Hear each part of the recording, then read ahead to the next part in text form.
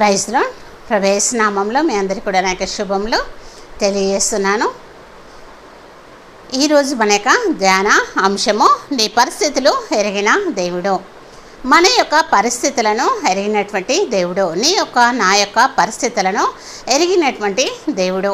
గత 2 రోజులుగా నేను వీడియోను రిలీజ్ చేయలేకపోయాను, కొంచెము అనారోగ్య పరిస్థితిని బట్టి.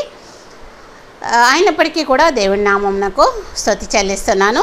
ఈరోజు వాక్య భాగము, మన యొక్క పరిస్థితిని ఎరిగిన దేవుడు, నీ యొక్క నా యొక్క పరిస్థితిని ఎరిగినటువంటి దేవుడు అయి ఉంటున్నాడు.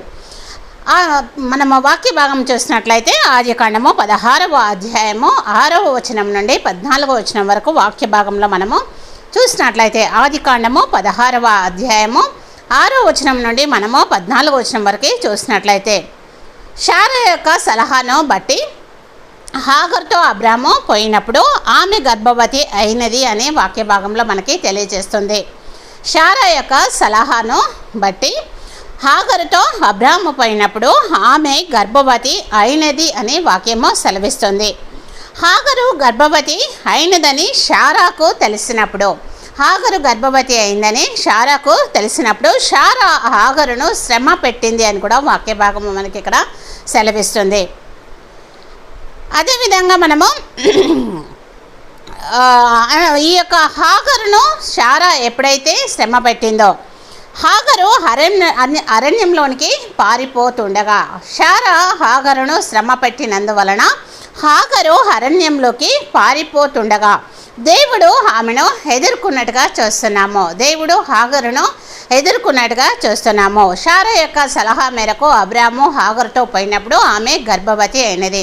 ఎప్పుడైతే హాగరు గర్భవతి అయింది అని శారాకు తెలిసిందో, శారా హాగర్ను శ్రమ పెట్టినందువలన, శారా ఎప్పుడైతే హాగర్ను శ్రమ పెట్టిందో, హాగరు అరణ్యంలోనికి పారిపోయినప్పుడు దేవుడు హాగరును ఎదుర్కొన్నట్టుగా మనం ఇక్కడ చూస్తున్నాము. దేవుడు హాగరును ఎదుర్కొన్నట్టుగా మనము చూస్తున్నాము. దేవుడు హాగరు పట్ల ఎటువంటి ఉద్దేశాలు కలిగి ఉన్నాడనేది మనము బైబిల్ వాక్యంలో చూద్దాము. దేవుడు హాగరు పట్ల ఎలాంటి ఉద్దేశములు కలిగి ఉన్నాడు అనేది మనం ఇక్కడ చూస్తాము.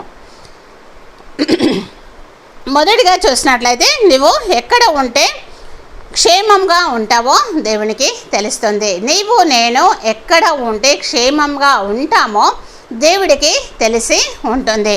శారా పెట్టేటువంటి శ్రమను భరించలేక హాగరు పారిపోతున్నప్పుడు దేవుడు ఆమెను ఎదుర్కొని నీ యజమానురాలి చేతి కింద నీవు అణిగి ఉండమని చెప్పాడు. ఇక్కడ దేవుడు హాగరును ఎదుర్కొని నీ యజమానురాలి చేతి కింద నీవు అణిగి ఉండుమని దేవుడు ఆమెతో చెప్పినట్టుగా మనము చూస్తున్నాము. ఇక్కడ శారా శ్రమ పెడుతుంది కదా, అయినను ఎందుకు అక్కడికి దేవుడు ఆమెను వెళ్ళమంటున్నాడు అనేది మనము తెలుసుకోవాలి. శారా అక్కడ శ్రమ పెడుతుంది, అయినప్పటికీ కూడా దేవుడు హాగర్తో చెప్తున్నాడు, నీవు నీ యజమానురాలి యొక్క చేతి కింద అణిగి ఉండుమని. దేవునికి తెలుసు మనం ఎక్కడ ఉంటే క్షేమంగా ఉంటామో, దేవుడికి తెలిసి ఉంటుంది. ఒక మనిషి ఎక్కడ ఉంటే క్షేమంగా ఉంటారు అనేది దేవునికి తెలుసు. ఇక్కడ శ్రమ బాధ ఉండొచ్చు, కానీ దేవుడు అబ్రహాంకు తోడై ఉంటాడు అనేది మనకి తెలుసు. శారా ఆమెకు శ్రమ పెట్టొచ్చు, బాధ పెట్టొచ్చు, ఏదైనా కలగొచ్చు, కానీ దేవుడు అబ్రహాంకు తోడై ఉన్నట్టుగా మనం ఇక్కడ తెలుసుకోవాలి. హాగరు అరణ్యంలో ఉన్నట్లయితే ఆమెకు కావలసినటువంటి అవసరాలు ఎవరు చూస్తారు అనేది కూడా దేవుడు ఇక్కడ ఆలోచించినట్టుగా మనము చూడాలి. హాగరు ఇక్కడ అరణ్యంలో ఉన్నట్లయితే ఆమె యొక్క అవసరాలు ఎవరు చూస్తారు అనేది కూడా చూడాలి. అదేవిధంగా అప్పటికే హాగరు గర్భవతి అయి ఉంది. అందుచేతనే దేవుడు ఆమె యొక్క క్షేమము నిమిత్తము తిరిగి తన యజమానురాలి దగ్గరికి వెళ్ళమన్నట్టుగా మనము చూస్తున్నాము. మనం ఈ యొక్క వాక్య భాగం అంతా కూడా మనము ఆదికాండము 16వ అధ్యాయం 6 నుండి 14 వచనాల వరకే చూడొచ్చు. మొదటిగా చూసినట్లయితే మనం ఎక్కడ ఉంటే క్షేమంగా ఉంటామో దేవుడికి తెలుసు. శ్రమ కలిగిందని హాగరు అరణ్యంలోనికి పారిపోయినప్పుడు దేవుడు ఆమెను ఎదుర్కొని ఆమెకి ఇచ్చినటువంటి ఆలోచన ఏంటంటే, నీ యజమానురాలు దగ్గరికి వెళ్ళి ఆమె చేతి కింద అణిగి ఉండమని చెప్పినట్టుగా మనము చూస్తున్నాము. ఎందుకంటే హాగరు యొక్క ప్రతి అవసరత కూడా దేవుడు ఎరిగి ఉన్నాడు. ఆమె గర్భవతి అని దేవుడికి తెలుసు. అదేవిధంగా శ్రమ అనేది, బాధ అనేది కలగొచ్చు, కానీ అరణ్యంలో ఉంటే ఆమె అవసరతలు ఎవరూ తీర్చలేరు కనుక దేవుడు అబ్రహాంకు తోడై ఉన్నాడు కనుక దేవుడు తనకు తోడై ఉంటాడన్న ఉద్దేశంతో తిరిగి తన యజమానురాలి దగ్గరికి వెళ్ళి ఆమె చేతి కింద అణిగి ఉండమని దేవుడు హాగరుతో చెప్పినట్లుగా మనము చూస్తున్నాము. రెండవదిగా చూసినట్లయితే మన మొర వినేటువంటి దేవుడై ఉంటున్నాడు. దేవుడు మొర వినేటువంటి దేవుడై ఉంటున్నాడు. ఆదికాండము మనము 16వ అధ్యాయము 11వ వచనము మనం ఒకసారి చూసినట్లయితే హాగరు యొక్క మొరను దేవుడు విన్నాడు అని వాక్యము సెలవిస్తుంది. హాగరు యొక్క మొరను దేవుడు విన్నాడని. కానీ ఆమె ఎప్పుడు దేవుడికి మొర పెట్టిందో కూడా అక్కడ రాయబడలేదు. ఏకవాక్య భాగంలో హాగరు దేవుడికి ఎప్పుడు మొర పెట్టిందో అక్కడ రాయబడలేదు. ఆమె ఒకవేళ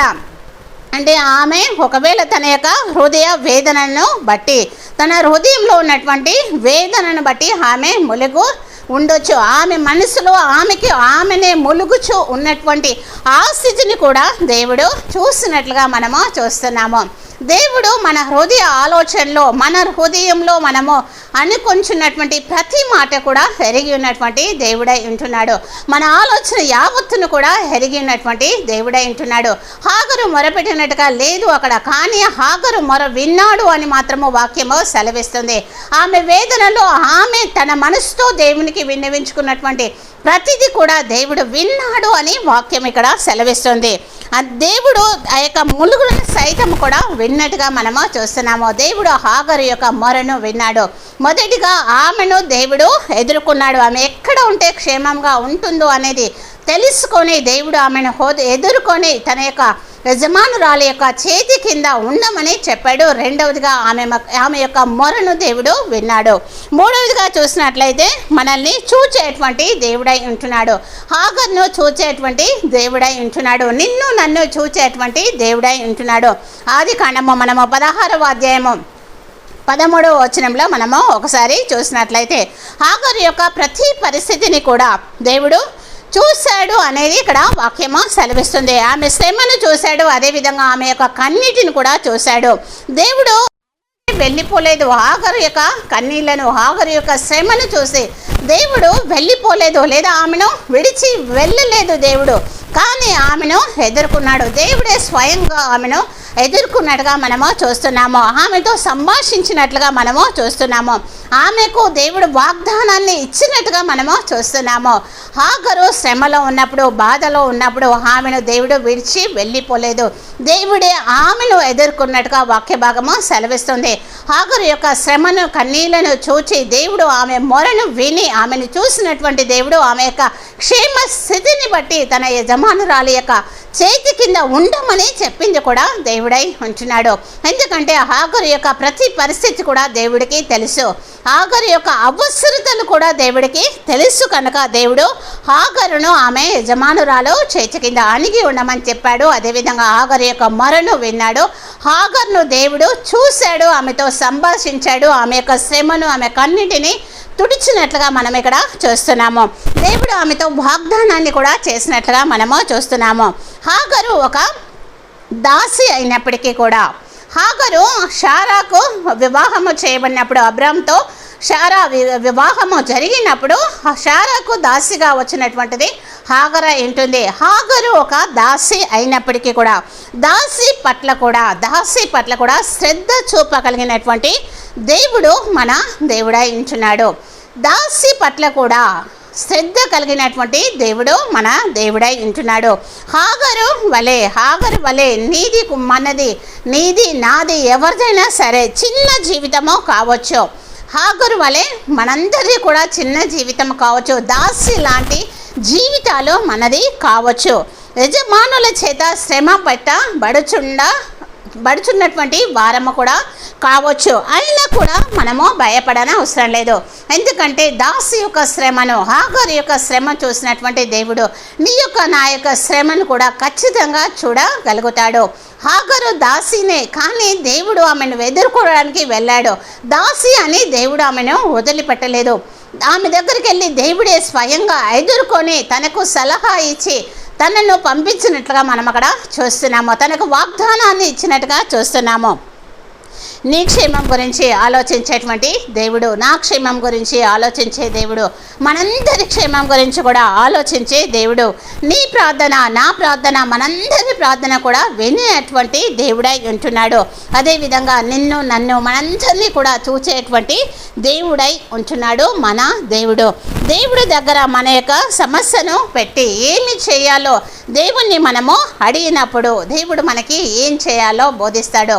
దేవుని ఎదుట మన యొక్క సమస్యని పెట్టి మనము మొరపెట్టినప్పుడు మనం ఏమి చేయాలో బోధిస్తాడు.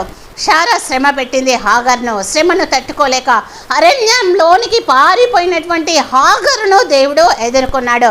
హాగరు దాసినే, కానీ దాసి అని దేవుడు వదిలిపెట్టలేదు.